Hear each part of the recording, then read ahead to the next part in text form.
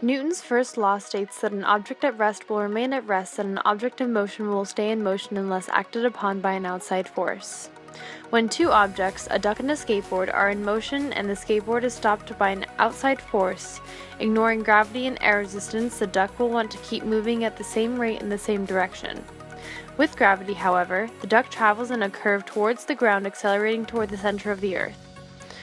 Without gravity, the duck would travel tangent to the maximum height of the curve, traveling at the same rate at which it was initially traveling. The gravitational force on an object equals the object's weight. When a lightweight rubber duck and a heavy dumbbell are released at the same time, they are immediately acted upon by the acceleration of gravity. Gravity has to pull harder on the dumbbell in order to get both objects to accelerate at the same rate. When any object is in free fall, one can calculate the time it takes for the object to reach the ground by taking the square root of 2 times the height divided by the acceleration due to gravity. When you hold a cup, there are 2 equal and opposite forces acting on 2 different objects. There is the force of your hand pushing up against the cup and the force of the cup pushing back down on your hand.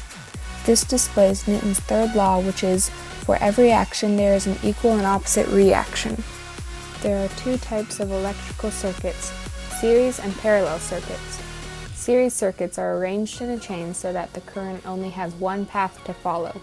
This means that if there were a disruption in the current at any point, then the whole circuit would lose power.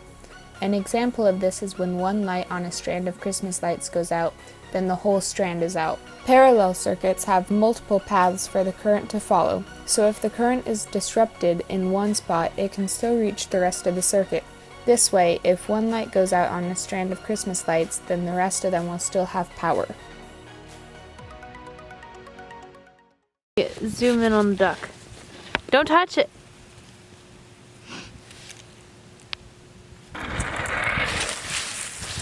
Failure of a duck. Ow! Is this it? Look at it.